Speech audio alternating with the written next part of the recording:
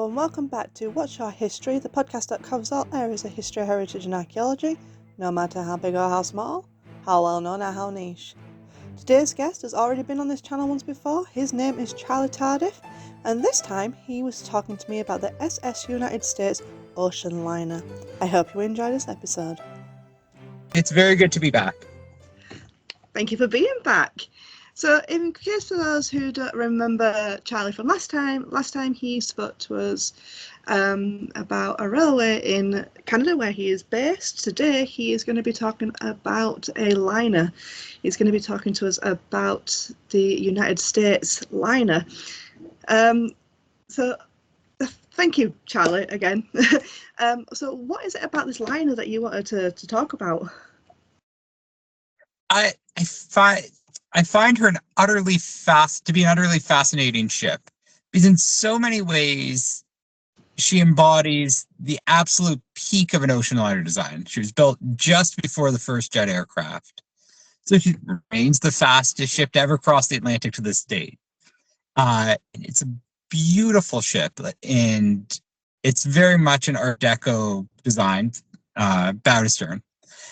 And it looks like it's moving even when it's sitting still. I've only seen it once, and that was many decades after it had been withdrawn from service, and it was sitting sort of rusting away at a pier.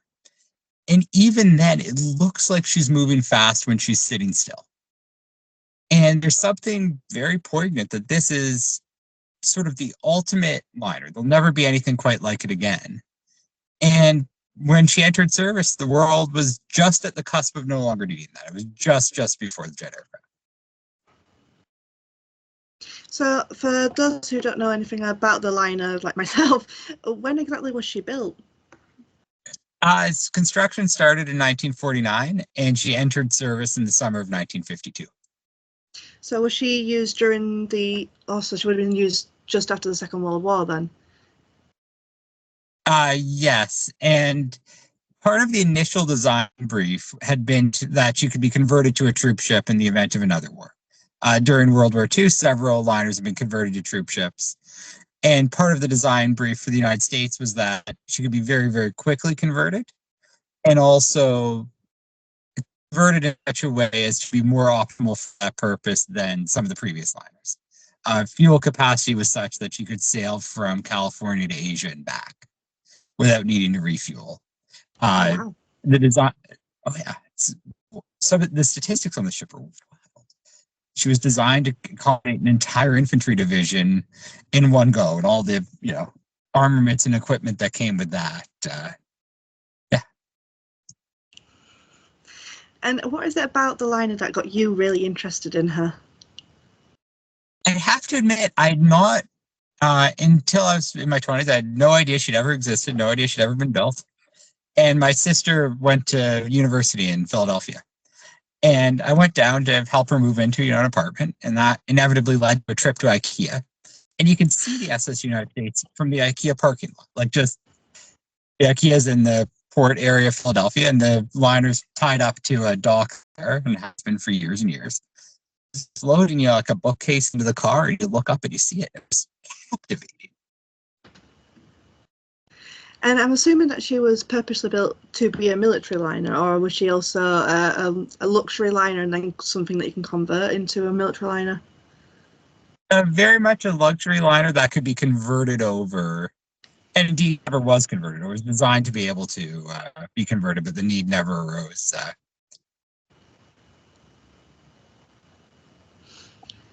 So is she...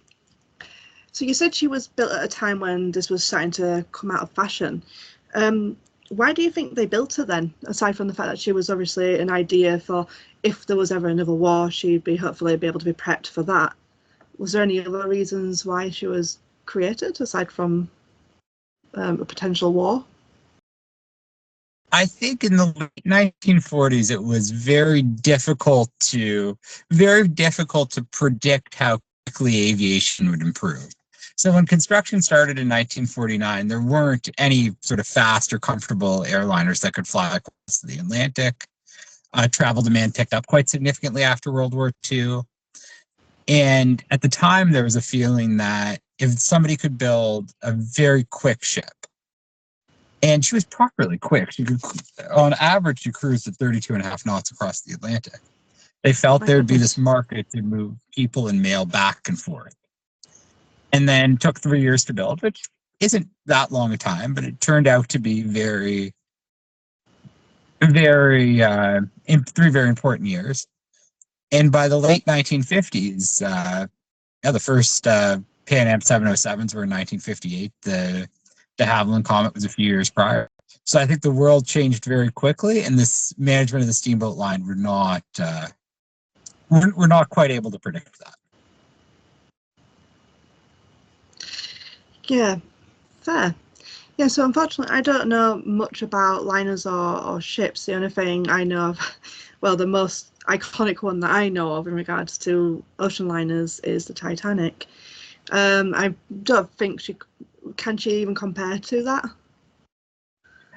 In many ways, yes. It was very much the same route. The United States sailed from Le Havre and Southampton to New York, so very similar routes the Titanic sailed. It was also, like the Titanic, based on moving a combination of passengers and mail with onboard class distinction, so you get a relatively affordable ticket, probably below the waterline, not particularly luxurious, so you could get a much nicer first class ticket. So in that way, there's a strong similarity. And in many of the design choices, I think there was a very conscious effort made to avoid the hazards of old ocean liners. The hull was it was all welded, not riveted. It was incredibly thick. There were 2 separate engine rooms on board. And the idea was, should one get knocked out by whatever, you could just continue across the ocean with the other. At the time, there was legislation that all ships had to be broken into multiple watertight compartments. And the rule was that any 2 compartments had to be able to flood and the ship would float. But for the United States, they designed it so that 5 compartments could flood and she would still float. There was also sort of a very detailed design choice to avoid having anything flammable on board. Some sources say the only wood on board was a butcher's block. Others will say that there was a piano that was wooden on board. But at the end of the day, it meant that the ship was incredibly fireproof. The vast bulk of it was metal. And it was incredibly hard to sink. And I think a lot of that goes back to the Titanic era. People would not want to sail on a ship they thought could sink. So a lot went into making the ship incredibly durable and incredibly safe. Oh, that's really cool. So clearly they are learning from past mistakes, which is wonderful to see. Very much so. Yeah. So there's also been some interesting information floating around about her at the moment with I think it's probably been for quite a few years, of whether she should be scrapped or not. How do you feel about that information that's going around? Because with the fact that she's just sat there, she's not in use, there's a debate of whether she's worth staying or not.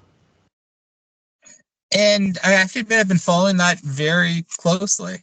And I have to admit that my views have kind of changed. Initially, I thought, of course, she should be. The Queen Mary's a wonderful museum ship in California. This is in many ways a cooler vessel.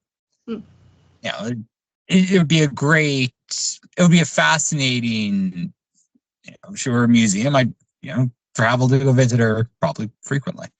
It would be a fascinating vessel to see turned into a museum ship. But the more I've read and the more I learn, I wonder if she's too far gone. All the interior fittings were removed in the 80s and 90s. Everything's been stripped down to the bulkheads. Everything that's left is very rusty. I don't really know what's left other than the hull and the bulkheads and the decks. There's damage to all of those just from decades and decades of a rather harsh maritime. So I'm now, I've begrudgingly come to the conclusion that she's probably beyond safe. I understand the current plan is to turn her into an artificial reef in Florida. Okay. And maybe that's the best plan.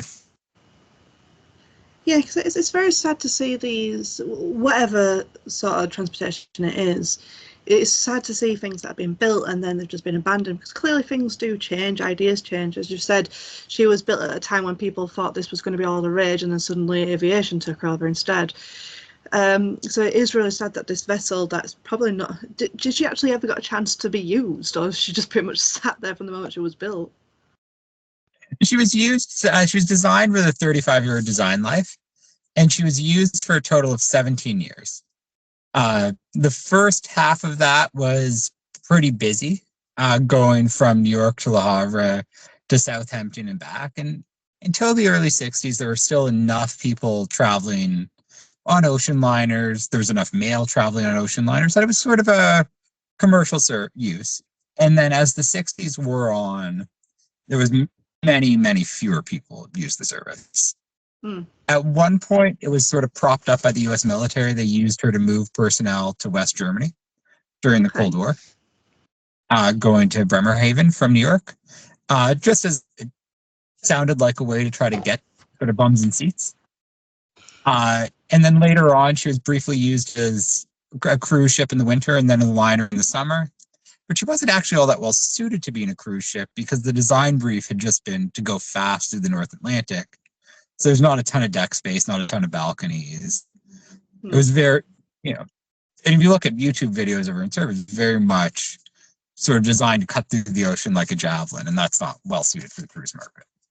So she had some use, but the investors lost a lot of money, and she wound up working less than half her design life. Oh. That's a shame. That's really much a shame. It is. So do you think if you were of that time, we're going to do a little bit of time traveling stories now. If you were of that time of when she was created, do you think you would have been the sort of person to want to go onto her, the liner, or would you have leaned more towards aviation yourself? I'm enough of a nostalgic, I think I would have wanted to go on the ocean liner. So it's nothing would fear you, nothing like previous stories of other liners, or no, you were just like, nope, going on it. Yeah, pretty much. Where would you come down on that one? I personally would prefer planes. I'm not a big lover of ships, I must admit. They terrify me. Fair enough. But I can understand them as well, because I suppose going onto a liner would feel like luxury, and I know at the time we're so used to going on to planes nowadays that it no longer feels like a luxury to us, whereas once upon a time it was. But I suppose being on a liner, because you've got longer time to get to your destination, you'd have a designated area that would be your space, it would feel more of like a luxury to be able to be on this liner and be able to interact with the other passengers. Whereas on a plane, even in the early days of a plane being made, it was still very much like you could be in luxury because you were smoking and various other things on planes originally. Yeah. But then again, it was just like you're going from A to B. There's no like in between of enjoying your time as such. Whereas on a liner, you are there to enjoy yourself. It's itself a mini holiday, I guess.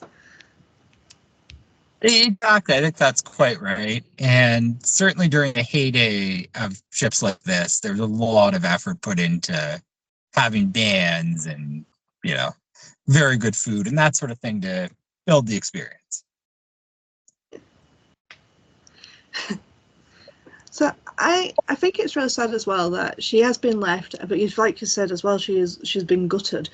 But there are lots of museums out there where they do have the outlines of ships and stuff, and it'd just be... Is there no possibility that she could maybe become part of like a maritime museum or something like that? Or is that still what's being debated? It's still what's being debated. I suspect time may be running out. It's certainly been debated for the last, probably 25 years. It all ultimately comes down to, I think, the cost. This would be quite a large ship to be in a maritime museum. There'd be quite a lot of work needed to get her back to a sort of condition where you would want to, where you would be able to put her on display in a well-curated museum, which is a shame, Yeah, and yeah, can understand that. And as you did say, she has been gutted, so there's not much you can do with it as well. Because what you could do with a thing like that, if you really wanted to, is you could do a bit like a time capsule and showcase like the fashions of like the layouts of the rooms, or the fashion of like the kind of entertainment. You could do it as a kind of weird time capsule if you really wanted to, just to keep her afloat in some capacity. Is there anything else you want to say about her? Because you're clearly very passionate about this liner, and I'm sorry that I have very little knowledge to be able to pull from. More than anything else, what has struck me about this liner is how much she encapsulates sort of that sort of optimistic spirit of the post-war era. The interior spaces all looked like the Jetsons. The design brief was no muddy colors. So everything's bright, it's white. The deck spaces were incredibly vibrant colors. And then sort of everybody who was somebody in the 50s and 60s sailed on her. And, from various US presidents to people like Princess Grace or Danny Kaye or Bob Hope. And there's a million and one sort of anecdotes. The guy who played the trombone in Duke Ellington's band left the band so he could be a waiter on the ship. And you think now, okay, why would you leave one of the greatest big bands of the 50s to go be a waiter on a ship, right? But it shows the sort of appeal it had. And that really stuck out to me. And then how many people still care now? She was last used commercially in 1969, and there's still people who think very fondly of experiences on board. Oh, that's really good. So she must have been something of great importance if you have like people like that wanting to quit a job to go and be a waiter, unless they were paid more back then. I don't know. Different time. I couldn't tell you.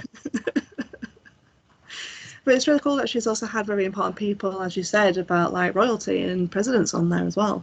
So she was clearly a significant liner of her time.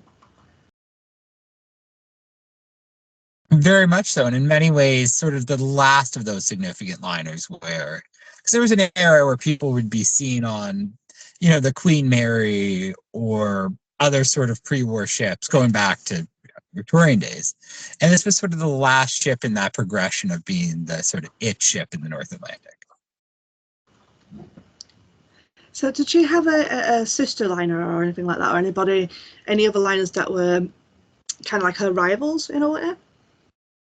Yes, so in terms of a sister liner, she sailed opposite. There was an SS America, which was a pre-war liner that was not as big and not as fast, but had many similar design cues and was indeed designed by the same naval architect. In terms of rivals, initially her rivals were very much the Cunard ships, most notably the Queen Mary, which became a museum ship in California. As time wore on, the rivals were much less other ships and much more airlines. Okay. You already said what got you interested in her is that you stumbled across her when you went to see your sister. Yeah. And has that made you then go down a rabbit hole to learn more about her or anything like that? Very much so. And initially, so my work in the world is as an engineer. So I was initially interested most about all the bits of technology involved, right? Having the two separate engine rooms. That in sea trials, she was able to sail at 40 knots, which is wild. A modern cruise ship can only hit about 20. Really? But the United States could do 20 in reverse. Oh, wow. And so each engineering detail I learned about was cooler to me than the last. The propellers were so finely crafted that they had two sets, and each year they basically swapped them out. And the ones that were removed would get sort of remachined in a machine shop to make sure the balance was just so. And then they'd wait in reserve, and then the next year they'd come back and they'd switch the other set just to keep them so perfectly balanced, to keep the ship running so perfectly. So the bit that we got up to was you were talking about the propellers and how they would change them out and make newer ones that were just as sleek as what was needed. That's what we got up to, and then you disappeared. And then I disappeared. And every other aspect of the engineering had that same incredible. Yes, so the propellers were sort of remachined each year, and every aspect of the engineering was that detail oriented. The engine rooms were spotless. She was powered by these large steam turbines, so very similar to a Second World War warship. And it could produce huge amounts of power. And everything was separate between the two systems. So you could have one theoretically disappear, and the other engine room could keep her going. Mm-hmm. And everything, the ship was entirely fireproof, which meant that she was full of asbestos, and that certainly made reuse. Yeah, I think that's a big part of why reuse became impossible. There was just no.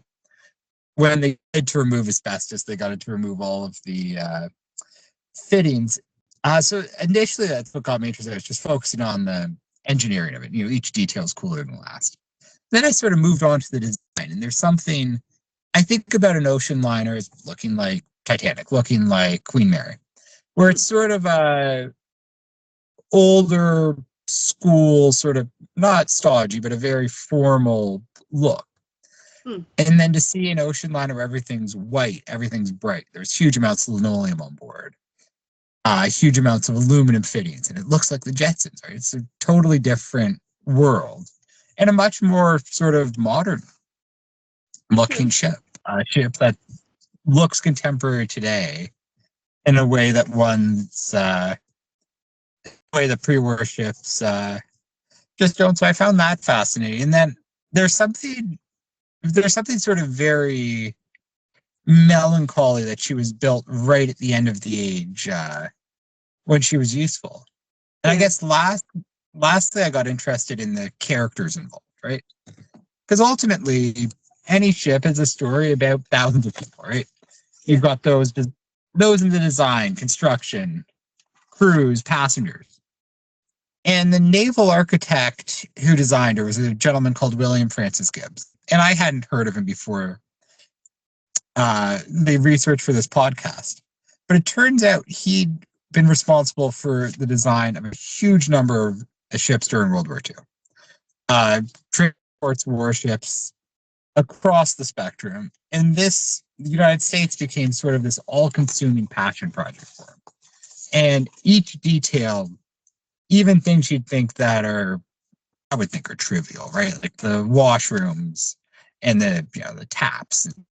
Every detail was just incredibly well thought out.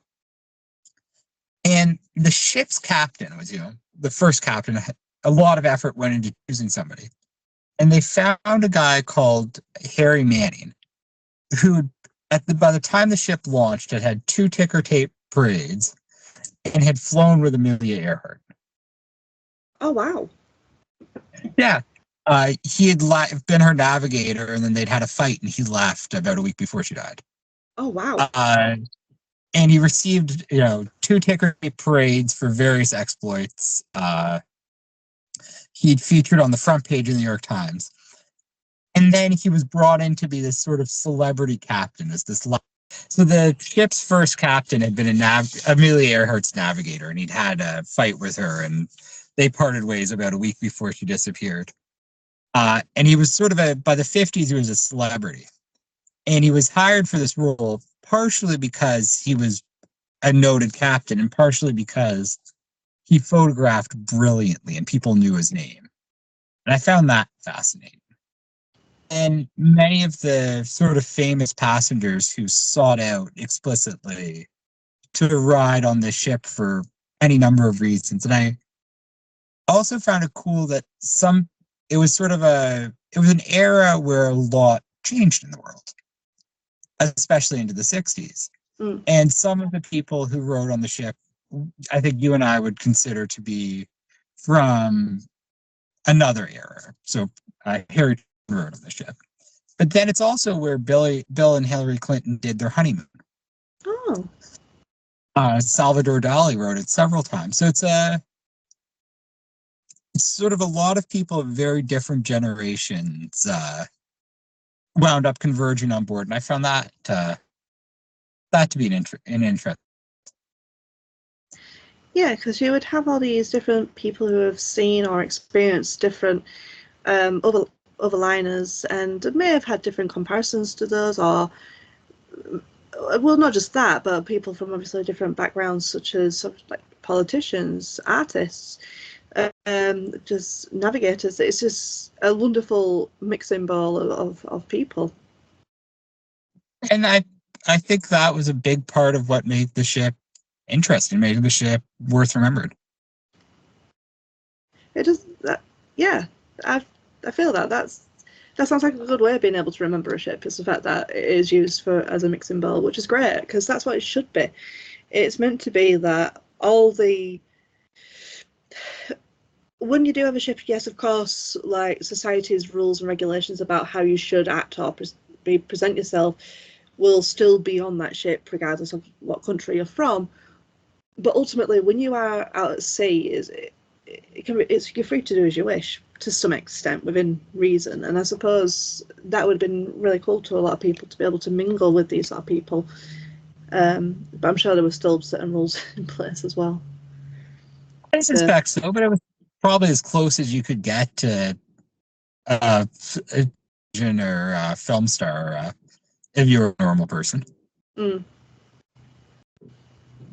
that must have been quite surreal for people, like the everyday person that's on there going, "Oh my god, did you see such and such?" Oh!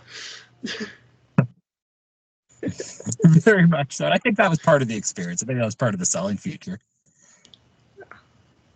Yeah, oh, that's really cool.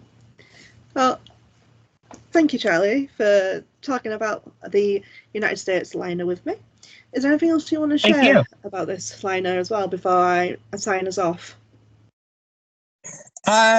Nothing all that substantial to share. Only that I'll be very curious. I suspect by the end of the year we'll know once and for all what her fate will be, and I'll be very curious to see what that is, and very interested. Yeah, it would be nice to find out what happens to her and stuff. I think it would be very sad if they do decide to scrap her. But at the end of the day, what's the alternative? If you're not going to look after her and put her into a museum, or even turn her into a museum, then she is just sitting there wasting away. She's probably in worse condition than what we see above the ocean, I suppose. I suspect so. I had read in one of the American newspapers that at low tide she now sits at the bottom of the river, which can't be a great sign. No. Oh dear. So we will find out what happens. So yeah, thank you for Charlie for being on this. I do really appreciate it. I've learned a little bit more about a different liner that I've never heard of, because, like I said, most of my knowledge in regards to liners is purely, mostly to do with the Titanic. I also know of another liner to do with the First World War that was from England. That was, I think it was Litania, that was hit during the First World War. But those are the only ones I know about, and that's mostly because of my friend. Fair enough. But yes, I do really appreciate this. I appreciate learning more about different things I've never heard of before, because I'd never heard about this ship before you started telling me about it. Whereas my friend on the other hand went, "Oh my god, it's that ship!" So yeah, so I'm not the only one who's got this interest. Yeah, it does have interest. Yeah, so I really do appreciate you being on it. So thank you so much for coming back onto the podcast. Appreciate you having me on. Thank you. Yes, okay.